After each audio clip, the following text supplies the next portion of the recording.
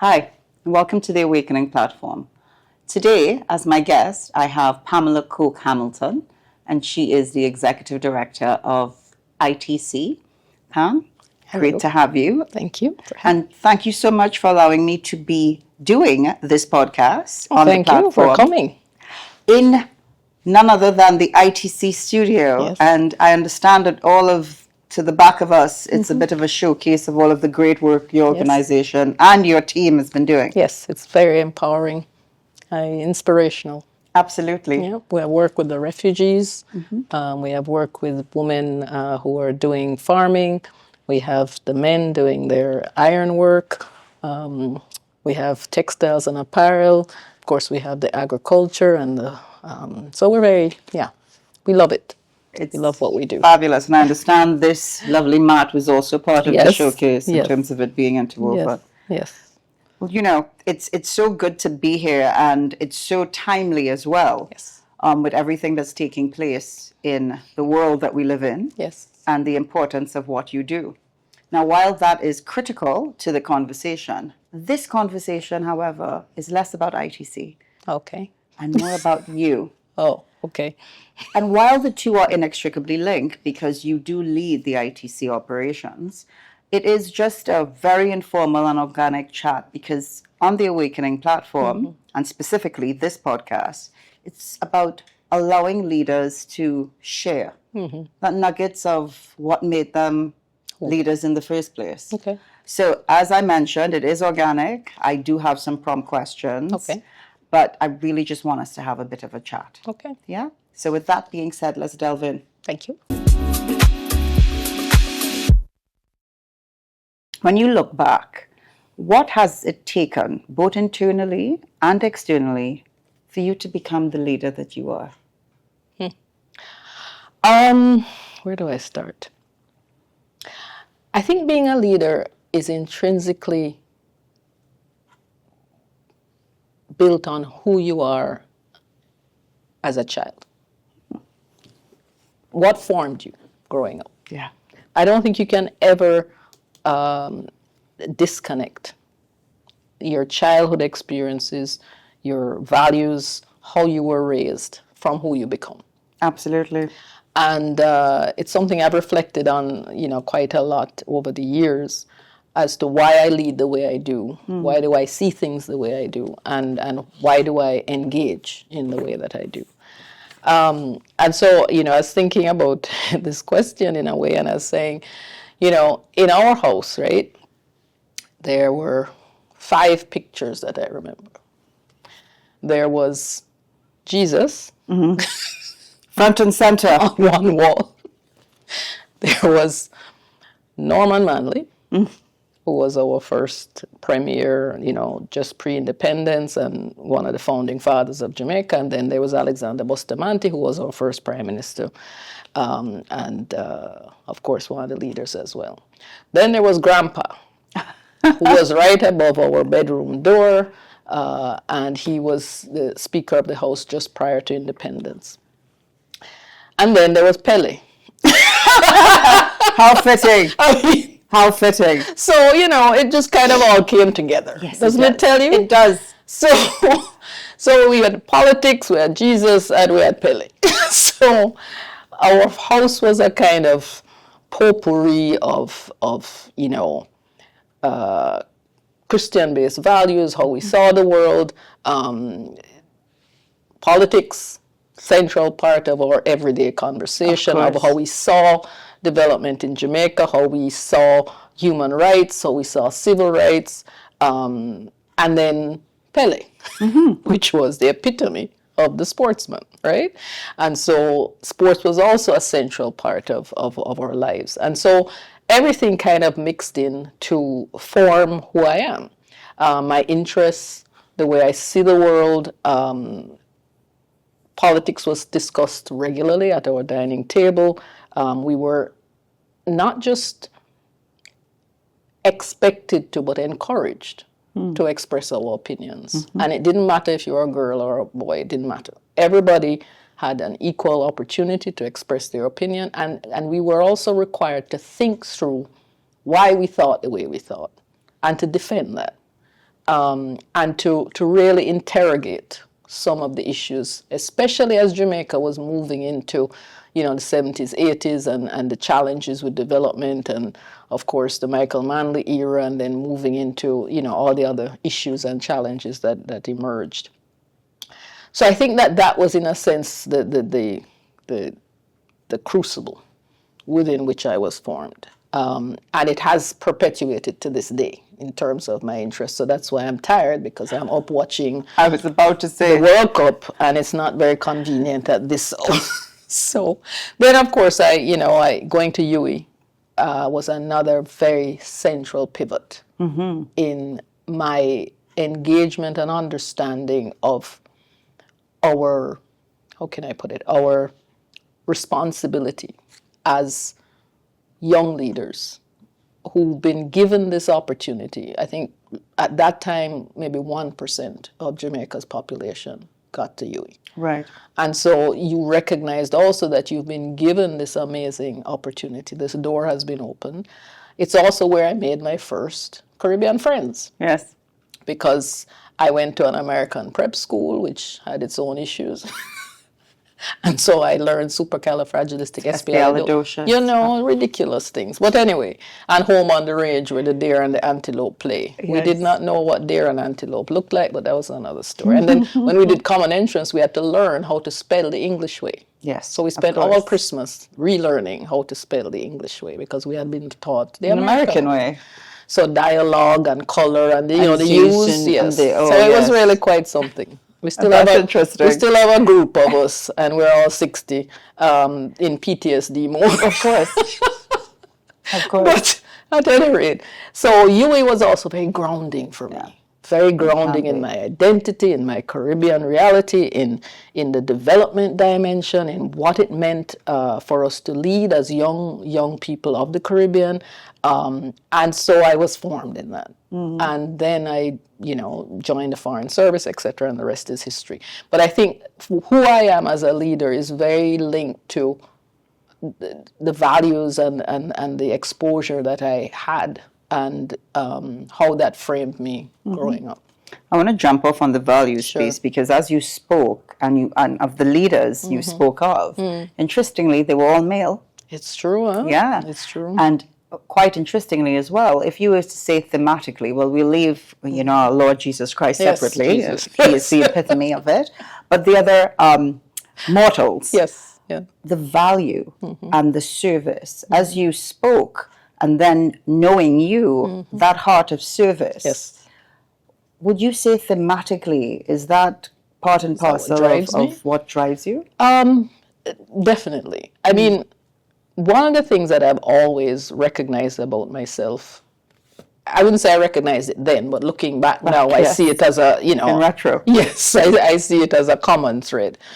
I've always had a very, very, very strong leaning towards justice and fairness and advocacy. I have always had a distinct challenge with cruelty, with people being disenfranchised, and I got that from my mom too, I think. Mom was extremely, and there's the woman, right? Yes. If there was a central, that glue. If that was, so she also had a very, very, very central role to play in how we treated people, how we engaged and saw ourselves, what was important in terms of your value system, what it was that mattered in the long run. And one of those things was kindness, generosity, inclusion, acceptance, and everybody came to the table. The big tent approach. It didn't matter.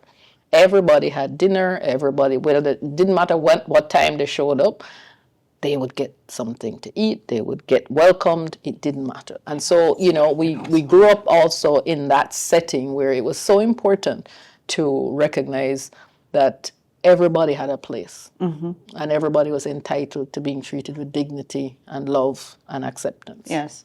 And as you speak, and that role of what your mom played, and very often we find that inclusive, that glue, not to ascribe it to gender, But similarly, it's that active service, that Absolutely. active inclusion Absolutely. is what I'm hearing. And, knowing your leadership style and just what you've shared, that's so part and parcel of who you are. Yeah. So moving into, just to probe a bit more, was there a moment in that leadership journey as you look back? And, it's amazing the clarity we Yes. get when we When you do the look back. retrospect. You're like, oh, that's what that was. Yes. Was there any sort of fundamental shift in that style of leadership as you look back? That, what we would like to say, an awakening moment of, given that passion for justice, given that value system, I remember when I was in X, that happened. And it may not be that definitive, but was there? I think one of the moments that really helped me pivot in my leadership was when I recognized that everything I prayed for, I had. And as you said, retrospective is always important. So, and it came about because a friend of mine, Lisa Stibel, asked me, so what did you want to be what did you want to do when you grow up? And I said, I wanted to work with the UN. And then it struck me. Oh, Hang on, here I am. Where am I? It just didn't, I just thought, oh yeah, that was it. That was my childhood dream. Wow. And when you recognize that, this is something that I wanted to do, and this is something that has been given to me, and the recognition that having been given this gift, then you also have an obligation to leverage it as much as possible for the common good, to make, it's something that empowers others to live up to the calling and the mandate of what the UN stands for, and what it is that we bring to the table and how we bring it to the table. I think that has been a critical element of it, understanding and accepting that this is what I asked for. And so that gratitude that, in the circuitous way that it managed to, God doesn't always work in what we've ordained it in our plan and our timing. Exactly. There are no 5-year, 10-year plans. The other thing that was also important for me was, when I became a mom, I don't think I was a natural mother. My. We may have to have an entire session for that, folks. Some people are natural mothers, right? No, I hear you completely. They just flow in the motherhood. They've waited for the moment. They just. I wasn't one of those. I struggled. I appreciate the honesty. I struggled because I needed perfection, see, and I needed to be able to control them. And you can't control a child. You can't say when they will get a cold. You can't know whether they will have, issues or it is completely out of your control. And it was frightening for me. It was frightening. Like, what am I supposed to do? I can't control or fix this little thing. And then the little thing starts growing. And, they keep changing. And, they get personalities and all kind of thing. And what am I supposed to do? But one of the things that struck me, and this was maybe 10 years ago, maybe. It was recognizing that I also had to learn to love and accept myself if I was going to love him the way he was. That my attempts to fix and to control and to put these things around was a reflection of my own insecurity, but my own inability to accept who I was and therefore love me for me. Wow. It was okay. I'm going to pause because that is such an overt statement and acceptance of just you being vulnerable. Yeah, I had to, because I recognized that what I was fighting with was not necessarily him. It was me being so afraid of failure and being so afraid of not being able to fix everything for him. That I was driving myself nuts. Yeah, for sure. And so I had to step back and recognize that the extent to which I accept my flaws, my idiosyncrasies, my ADHD. And it's funny, that was a pivot point as well, because when it was his ADHD diagnosis that then made me realize, it's not just him. No, and it's not his dad's fault. Because I had it known, you know. Come on. It's his father, and that's where, and then I realized, actually, Pam, it's not. No, it's, and then I realized, oh my goodness. So we bonded over this, huh? Yeah. So I've been able to help him with certain skill sets that I've learned over the years. Coping. Yes, Absolutely. certain coping mechanisms, certain skills, and I understand him more because I understand myself more. And it's been the most fascinating thing to see play out, you know, and to understand him. And therefore, our relationship has shifted in a lot of ways because he has taught me about me. Yeah. You know? Yes. So it's been a gift. Yeah, that is quite rewarding. So let's just forget these questions because we've just moved into a whole other area of focus. Because I think for a lot of leaders, and in this instance, given what you're sharing, female leaders, it's so important to hear that. When you lead, you know, you always have that conversation. Can you have everything? Yes. Can you have the job? Yes. Can you have the relationship? Yes. Can you be a good mom? And sometimes the mindset of structure and control, particularly for us adult ADHD, note I said us, yes. It's hard. Because you're like, okay, you cannot have a cold now, son. It's not convenient. Yeah, the box. Mom has a schedule. That's right. And then the guilt that ensues after, you know, particularly when you're speaking, because we all have those friends. Yes. Who go, what you mean you still work? How you mean you still went to the meeting? Your pick-me, as we say, wasn't well. Yes. We have to do what we have to do. So I think it's important for leaders and leaders who are moms, leaders who are dads, to hear these stories and know it's okay. Yeah. It's about what you learn during that process. Let me tell you one of the things I also recognize, and I recognize this very early. So in a sense, I didn't have that guilt about working. Good. No, that wasn't an issue for me. Wow. When I had Matthew, I have a picture of me and him, and he's here, you know. And he has his hand on his thing like that. And like a real little man. Yeah, like. And I'm editing papers for because this week was like 3 months. But my brain, I needed to work. Right. I needed my mind to be occupied. Yes. With something I could control. Yeah. And that's it. With something that I could deliver, and I knew I was good at it. And at least I could deliver that. If I didn't, I would have lost my mind.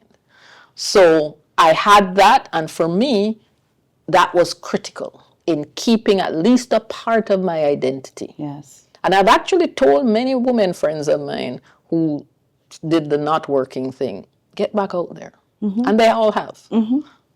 If it's even half day, you need that thing that gives you at least something that self that's of you, yours. That purpose. Yes, because you can get very lost in the whole, you know, going around and then the kid grows up. Yes. And then you don't know yourself. And then you have this massive gap and emptiness because your life has just been completely.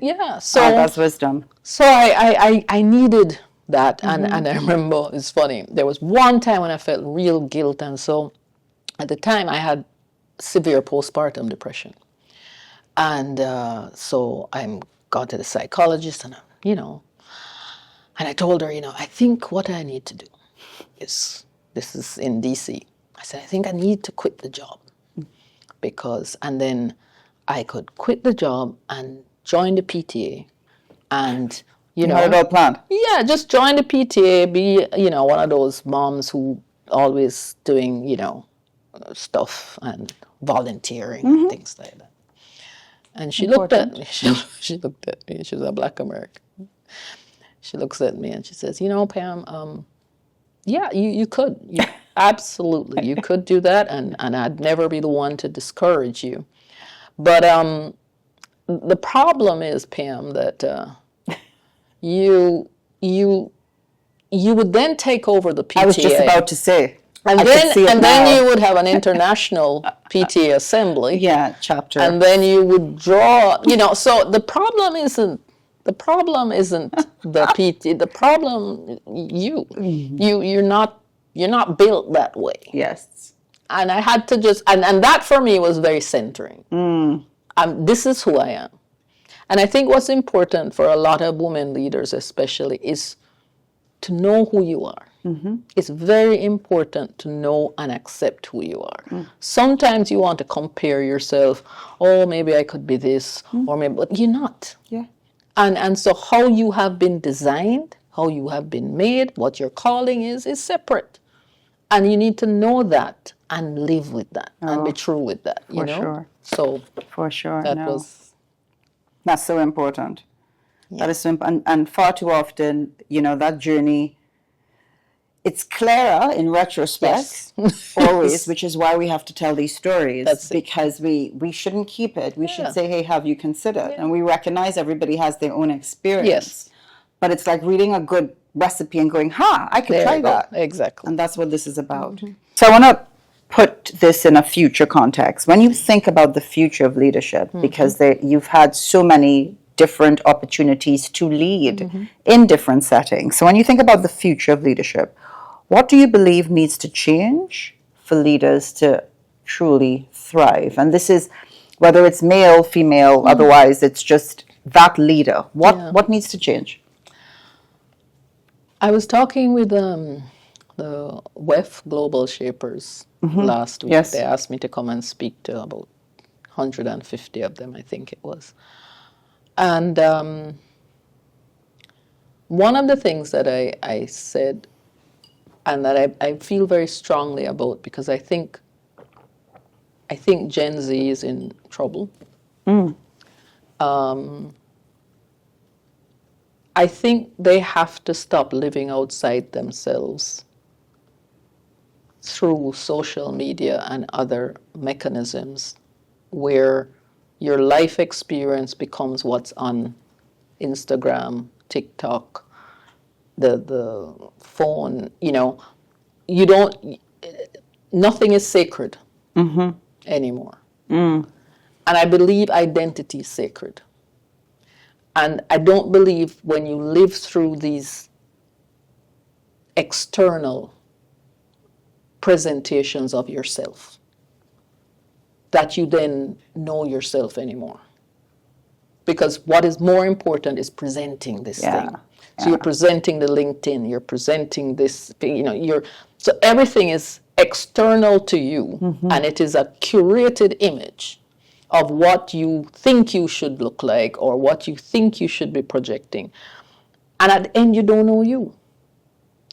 And I think a lot of young people are disconnected from themselves, disconnected from their internal dialogue, from the voice, from their why, from even each other, because they're both they're talking to each other through that thing. Yes. You know what I mean? So they don't even know each other. They don't have a communication. They don't have, the ability to just sit down and, as we're saying, lime. Yeah. And just all talk. And just be. Just, everything has to go through this. And I think that is a central challenge in terms of young people emerging into leadership, because if you don't know who you are, it's going to be very hard for you to lead people authentically. And so for me, that's one thing. The second thing is, I think that because everything has become so immediate, the inability to learn to wait, that not everything is going to be instant. Yeah. It's not instant coffee. Life is not instant coffee. Life is a series of twists and turns and ups and downs and plateaus and, valleys. And you have to learn to live life, you know? And that is where you get the experience that informs how you lead, what is it you're interested in, what are the things that are outside your boundary lines. You know, that's how you live and experience. But if everything has to be immediate, then you don't learn patience, you don't learn empathy, you don't learn from failure. You basically are very, what's the word? You're muted. You're very, The intimacy of it. you don't. Yeah, really. you have to be willing to sit with the discomfort. And too many young people cannot sit with the discomfort. Yeah. They always need something to distract or something to, so they need to be willing to sit with the discomfort and sit with the growing pains. Right. Because growing up is hard. You know, it's not, you know, oh, I just skipped from this level to that. No. Well, I'm gonna play back what I'm hearing, and this is for all of my Gen Zs listening. So I definitely want to hear and see all your comments about this, because I think this is quite instructive. What about the Gen Z who is listening and going, well, I can sit in my discomfort. Okay. I just sit in it differently from how you, other generations, sit in it. Because what I'm also hearing is, yes, that sitting in the discomfort is part of the growing, but it's the process of what you're garnering during that time. Absolutely. But please do expand. What would you say to somebody who says that? Okay. It's kind of like a seed. There's some things that take place only in the dark. You and you alone. Yeah. No social media. No nobody, curated. nothing else out there. You and you alone, pushing through the dirt. Pushing through and gaining your strength and coming out as the individual you are in the light that you have been able to, you know, be formed. If you don't do that, if you just drop on the surface, you'll grow a little bit. Yeah. You will. But you'll never be embedded. You'll never, ever be rooted. And rooting is what makes strong leaders. There you go. You know? Yeah. That is what, it is the root system that gives you strong leadership. It's that keeps you when the wind gets really strong. It's that keeps you when the snow comes and the winter comes and, you know, all your leaves go. And it is that root system. And that is built through grounding and basically having been in the dirt and pushing up. Yes. It's kind of like butterflies. It's Yes. the same thing. Yes. If you don't... That metamorphosis that has to go, you have to go through. And if you avoid that, and I'm not saying it's pleasant. No. By any stretch of the imagination. If I didn't have to, I wouldn't. Correct. I would have chosen otherwise. Yeah. I mean, it's like how diamonds are created, right? You need that pressure. You have to have that. Create. Exactly. And anything that is worthwhile requires that deconstruction almost. Correct. You know? And that kind of shaving off. Yeah. You know, the pruning. The pruning. And if I hear you, you know, we all made generationally, from the baby boomers to the Zs to the X's to the alphas, differently. But it's about that, as you say, metamorphosis, that process of allowing you to understand self. And you mentioned that's important from a leadership perspective to build that. I think the word you use, authenticity. Yeah. But when you say, here's why we're going that way. You mentioned it. That why. That purpose. What is your why? What's driving you? Otherwise, it can just be anything. That's it. And as we, you know, the center doesn't hold, right? That's Things right. fall apart. Things fall apart. Yeah. Thank you. Shared. All right. So what are some of the challenges you've navigated in leadership that don't always get spoken about? Because I know you've had a number of interviews such as this, none as cool as this, though, No, please of course, note. no. But a number of interviews like this and just conversations. But what are some of the challenges you may have navigated that you are comfortable sharing, but that really doesn't get spoken about? I think the first thing is, people say it, but they don't really realize it, is that it's lonely. And it's lonely for several reasons. It's lonely because, you know, and they say it's lonely at the top. Yes. And people kind of say it as this cliche line. Yeah, passe, yeah. It is true. And I must admit, I never thought it. I kind of thought, that's nonsense. Yeah. I'm fine. Yeah. But then there is a point where you reach where you recognize that you're not one of the gang anymore. Right.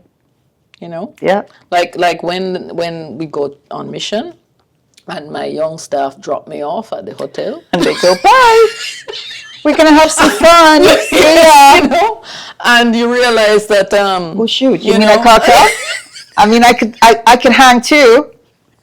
Folks, please invite. nobody wants me. What is going on? We need to have a chat with the staff, man.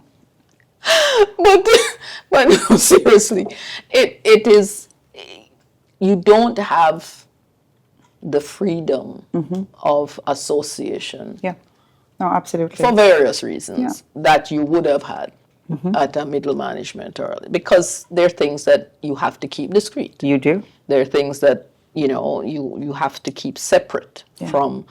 And so that is hard. And so that's why a village is important. Yes. That's why it's important to have a set of people who you trust implicitly, who have your back, who you can confide in or call, or, you know, because without that it can be very, very, very absolutely. isolating. Yeah. Yeah. And I know many, especially women in this ecosystem in Geneva, suffer from that. And we talk about it. It is difficult. Yeah. So that's one challenge. But you know, you have to learn to put in place mechanisms to mitigate and to try to balance out the various elements of it. I think the second challenge is recognizing your own tendencies. To thine own self be true. Knowing Recognizing yourself. who you are, and therefore what it is that will make you function most effectively. Okay. Okay. Got it. Because if you don't, you will not get the help you need, or you will be hampered in your vision or in your ability to carry it out. So honesty with self is very important, and ensuring that you find the right people around you who are willing to be that thing. Yes. And sometimes hold up a mirror. Yes, like, hello. This is you. And I think that honesty is sometimes challenging, because you have to then, like, okay, Yeah. like, do you have to tell me that? But one of the things that I've always held as in my leadership journey is that I never want yes people around me. I always want people who will be honest with me, give me good feedback, are not afraid to challenge nicely. But people are not afraid to challenge me, because that's also how I grow. Yes. And that's also how I am aware of what is happening, what do I need to do, how do I need to adjust my behavior. Is there something that I'm doing that's eliciting a particular response? Or behavior from them, Yes, so having that kind of reflection is very important. So for me, it's challenging, but it's also important to embed that in your team and in anybody who's around you. One of my challenges is I tend to head down the road long before anybody else is there. You know, I'm there, I'm at the end. Yeah. Thought it through. Yes, I have it. And I can't understand why. Where are How the rest come? of Where are you guys? What We've is taken it? the hill. What is it that you're not getting? So, and I'll never forget the Good self-awareness. The first time I did that was in law school, and I took this negotiating class. And it was an easy A, because I'd done negotiations Right, before. So right.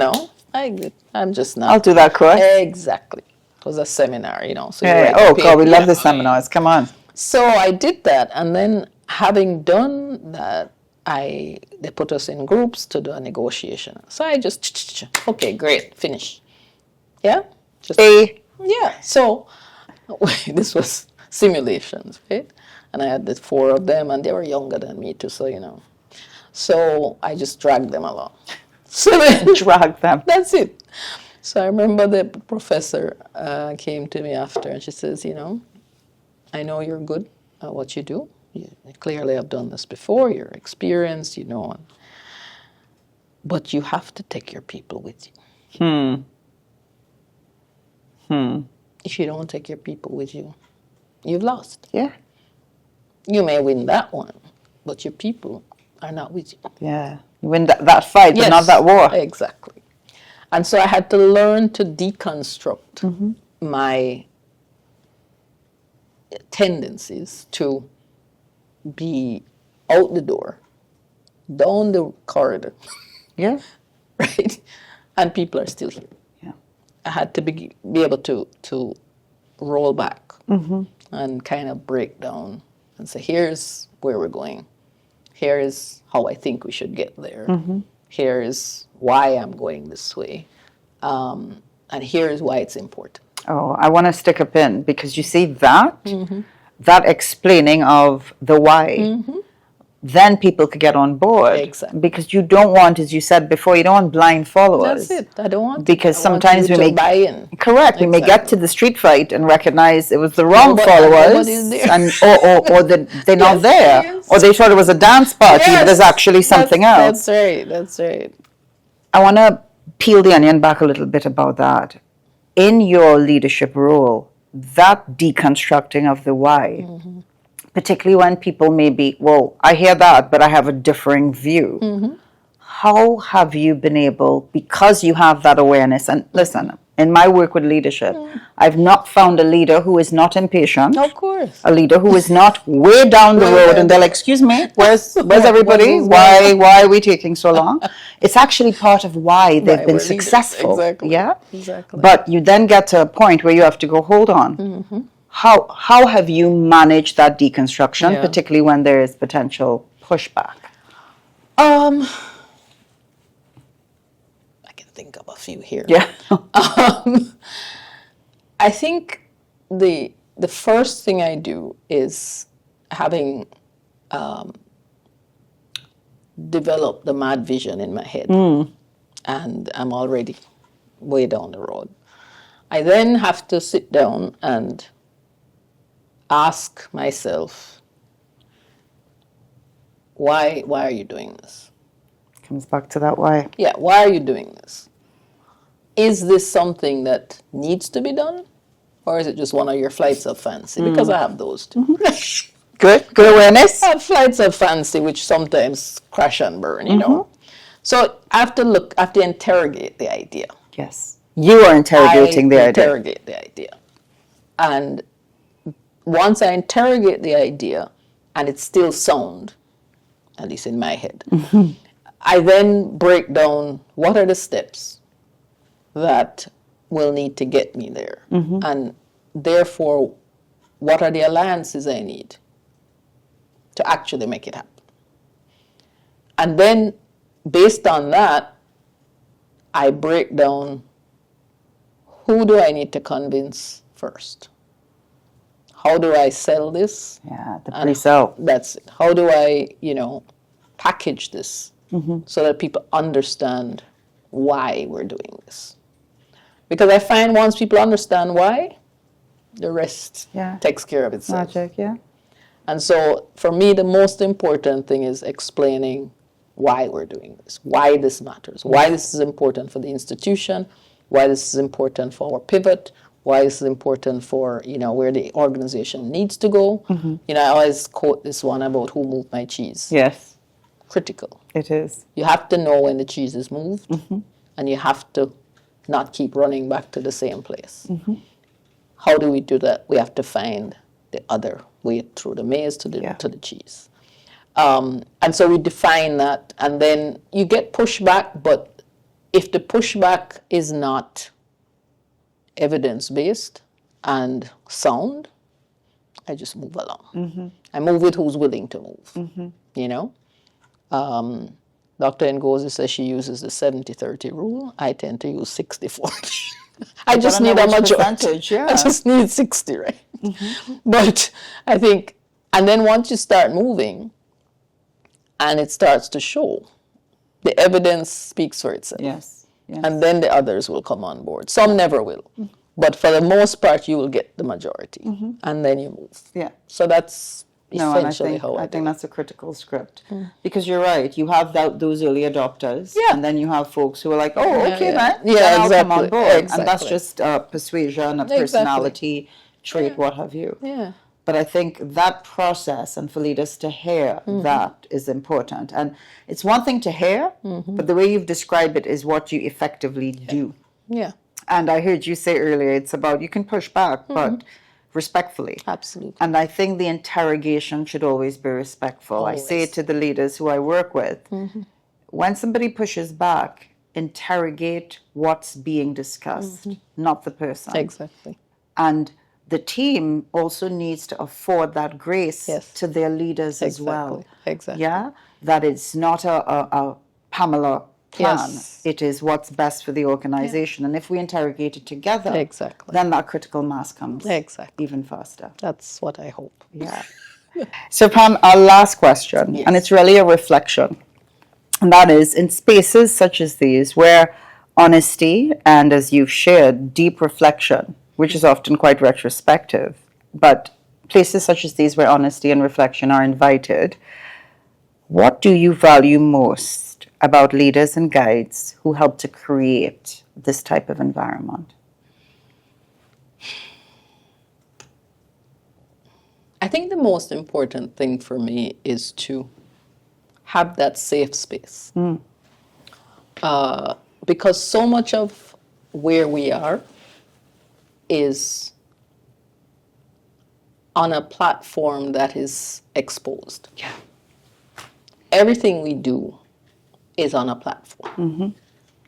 Somebody's always watching you. Somebody's always observing. You don't ever really get to be yourself. A lot of times when I get home on a weekend, I crash. For sure. And I crash because, for example, last week we had ITC week. And I'm an introvert. Most people don't believe that, but I am. And so the week was chock full, and I go full throttle, you know? Yeah. Throw everything in there. And then when I get home, I'm done. I'm done. And it's very hard to explain to people that you are not that platform, Pam, all the time. That you're not, you know, that external driven, you know. 24/7. It's the funniest thing because when people describe me to Matthew, he doesn't recognize that. What are you speaking about? That's not mom. That's not the, you know, so it's a completely different personality at home from, you know, and so I think that safety, that ability to be able to let down your hair, to be open and authentic and vulnerable in a safe space that allows you to lean into who you are and to be honest about the struggles and to be, you know, clear about the fact that we don't have it all together, that we all have issues, and that we all, as somebody said, walking each other home. We're all trying to just make our way through, and, you know, yeah, that's what I value. And I value feedback. I think it's important to always be open to feedback. because that is what also keeps you accountable. And really grounded, as you said Yeah, earlier. because a lot of us, sometimes you lose the accountability, and sometimes you don't even realize, you know. Yeah. I And think that's so- the scary part, huh? Yeah, and it can happen very easily. So I always want to be accountable to those people who I respect, who know me, and who therefore will hold me to the value system that I have said I believe. And be brave enough to do that. Well, Pam, thank you very much. Thank you. I'm going to use what you said for, hopefully I have an opportunity to, we have opportunities to walk each other home Absolutely. sometime. And it's so important to just share, you know, with hand on heart the stories that you shared and the experiences as well. And I know that a lot of our viewers would be better off for it. I hope so. Yeah, But I thank believe you. so. Thank you. Thank you so much for being on the opportunity. Awakening platform. Thank you. Okay. Thank you, Marsha. Thank you. Bye. Bye.